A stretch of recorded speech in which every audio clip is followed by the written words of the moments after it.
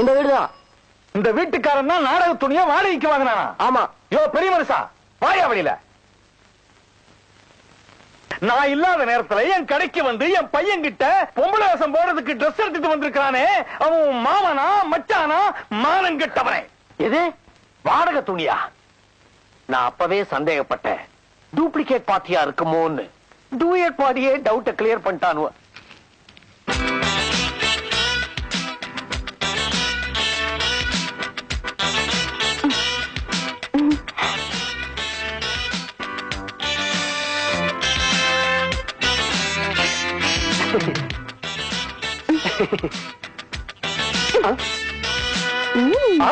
என் பர்ஸ் பட்ட பகல்ல ஒரு ஆம்பளையோட பர்ஸ் திருடுறதுக்கு உனக்கு என்ன தைரியம்? மரியாதை பர்ஸ் கொடுத்துரு. கையும் களமா மாட்டிட்டு கதையா பேசுறான். போலீஸ மாட்டி விட்டுருவோம் நாங்க. பர்ஸ் கொடு. நல்லது காலம் இல்லையா? ஏண்டா கீழே விழுந்த உன்னோட பர்ஸ் அந்த போட்டு எடுத்து கொடுத்துக்க.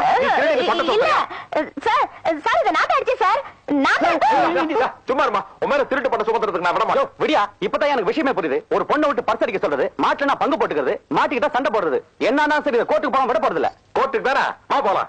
இது கோர்ட்டுக்கு போனால் ஜெயிக்காது. ஐயா இத நம்பாத.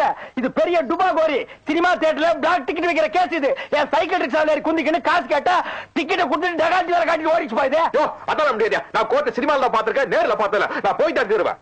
இப்ப இதுக்கு என்ன அவசரம்? எவனாலும் வக்கீல் நம்ம சவாரிக்கு வரும்போது கோர்ட்டை பார்த்துட்டு போறோம். முடியாதையா? நான் போவையா? நான் பெண்களுக்கு விடுதலை வாங்கி தர வேண்டாமா?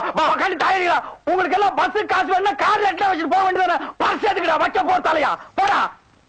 கங்கா கங்கா கங்கா.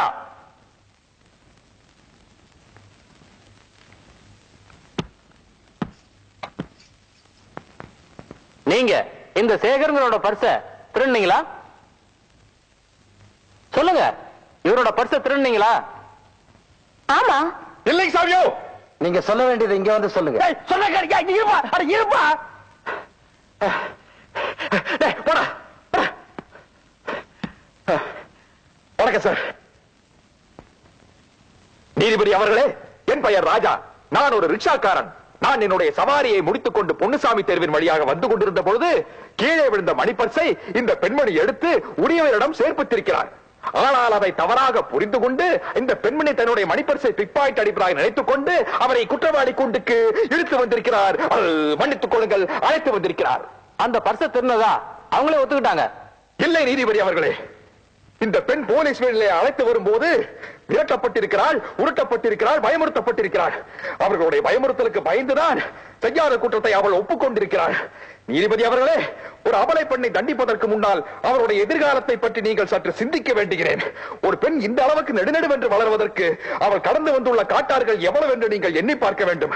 தண்ணீரை குடித்து தீயினால் சமைத்தல்லவா அவள் சாப்பிட்டிருக்க வேண்டும். இவ்வளவு அவள் எதற்காக செய்தார்? தன்னுடைய எதிர்காலம் சிறப்பாக அமைய வேண்டும், தனக்கு ஒரு நல்ல கணவன் புருஷனாக வர வேண்டும் என்பதற்காகத்தானே. இந்த பெண்மணி சமுதாயத்திலே போடும் வேஷங்களை நீங்கள் எண்ணி பார்க்க வேண்டும். ஒரு தாய்க்கு மகளாக, மகளுக்கு தாயாக, சகோதரனுக்கு சகோதரியாக, சகோதரிக்கும் சகோதரியாக, ஒரு புருஷனுக்கு மனைவியாக, இப்படியெல்லாம் கஷ்டப்படும் மாதர்குல மாணிக்கத்தை, பூத்துக் கொழுங்கும் பூஞ்சோலையை, திகட்டாத தேனமுதை, தெல்லமுதை, கள்ளமுதை குற்றவாளி என்று கூறுவதா நீதிபதி அவர்களே?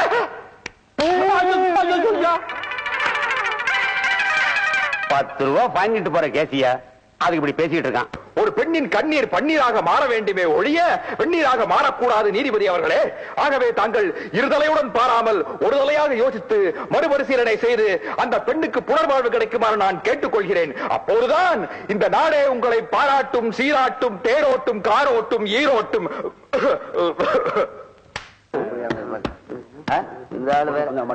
அவளுக்கு விடுதலை வெளியா?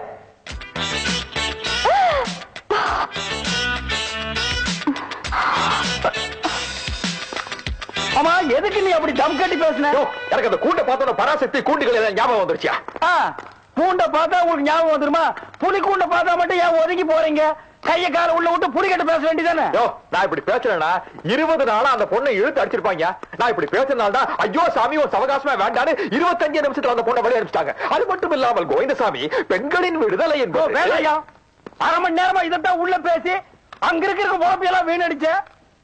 நான் உன்னை நம்பி வந்திருக்கேன், என் பொழப்பை நீ வீணடிச்சிட்டியா? 20 சவாரி நான் போயிருப்பேன், அதை கெடுத்துட்டியா? ஐயா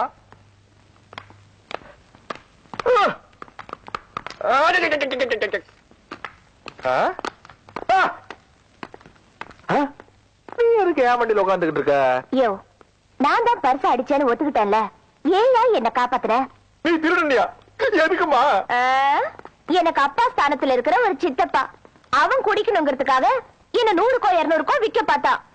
நான் என் உயிரை கையில புடிச்சுக்கிட்டு தப்பிச்சு ஓடி வந்து பாதுகாப்பான ஒரு இடம் வேணுமேனு எவனோ ஒருத்தன் ஜேபா அடிச்சு ஜெயிலுக்கு போலன்னு பார்த்தா, எங்க இருந்தோ வந்த நீ பேசியே என்ன கொன்னுட்ட.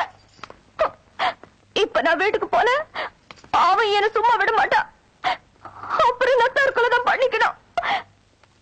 அதுக்கு பதிலா என்ன காப்பாத்துற நீ என்ன கூட்டிட்டு போயிட? ஐயோ, இதுக்குதான் ரொம்ப பேசாதீங்க ரொம்ப பேசாதீங்கன்னு சொன்னா கேக்குறீங்களா?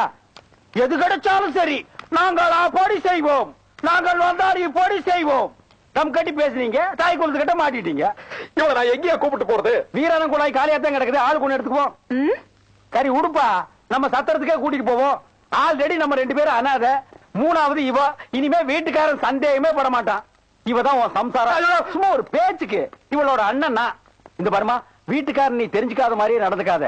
அவனை ஆளை பார்த்தாலே ஈஸியா நீ தெரிஞ்சுக்கலாம். தண்ணியில தவி போற வாத்து மாதிரியே இருப்பான். அவன் தான் வீட்டுக்காரன்.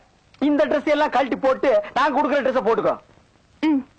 எனக்கு அப்பவே தெரியும் இவன் ஒரு டுபாக்கூர் பாத்தேன்னு. கேவலம் பொண்டாட்டி துணியை வாடகைக்கு எடுத்து அந்த வாடகையை கொடுக்க முடியாம தவிக்கிறானே, இவன் எப்படி வீட்டு வாடகையை கொடுக்க போறான்? இதுக்குதான் கண்ட கண்ட கழுதைகளை வீட்டுக்குள்ள வச்சா வெளியில இருந்து கண்ட கண்ட நாய்ங்க வந்து கத்திட்டு போகுங்கிறது. வரட்டும், கையும் கண்ணியுமா பிடிக்கிறேன். வந்துட்டான்.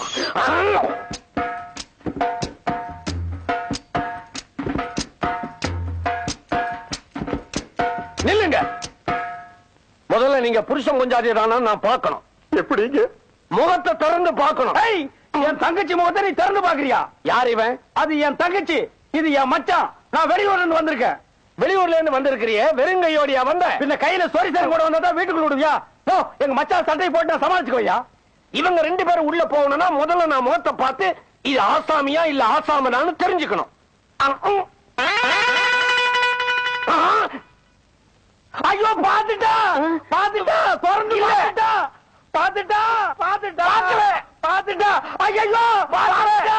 ஐயோ அம்மா பாத்துட்டா பாத்துட்டா. ஓடாதே ஐயா, பாதிலே பாத்துட்டா. அம்மா பாருங்கம்மா, பாத்துட்டாம்மா பாத்துட்டா. பாவி, எதை பார்த்தேன்னு முழுசா சொல்ல. ஐயோ பாத்துட்டா பாத்துட்டா. ஐயா ஐயா, நீ வேணா என் வீட்டுல தாராளமா தங்கிக்க. அதுக்காக கூச்சல் போட்டு என் மானத்தை வாங்காத. நான் கௌரவமான குடும்பத்தை சேர்ந்தவன். அப்ப நாங்க பேமாரி குடும்பம் ஐயா. நீங்க ராஜ பரம்பரை. ஐயா, வேணும்னா வாடகையில ஒரு 50 ரூபாய் குறைச்சுக்கிட்டுமா? சரி தூக்கு. இத பாருங்க, இவர் எப்ப என் முகத்தை பார்த்துட்டாரோ இனிமே நான் முகத்தை மறைச்சு வாழ்றதுல பிரயோஜனம் இல்ல. நான் புடவையத்தான் கட்டிக்க போறேன். இந்த பர்தா எனக்கு வேண்டாம். ரொம்ப சந்தோஷங்க. கொஞ்ச நேரத்துக்கு முன்னாலதான் இந்த ட்ரெஸ் வாடகை கொடுத்தவன் இங்க வந்து கண்ணா பின்னான்னு கட்டிட்டு போனான். அதனாலதான் உங்க பேர சந்தேகமே வந்துச்சு. மறுபடியும் அவன் இங்க வராம இருக்கணும்னா உங்க ட்ரெஸ் நீங்களே கலட்டி கொடுத்து அனுப்பிச்சிடுங்க.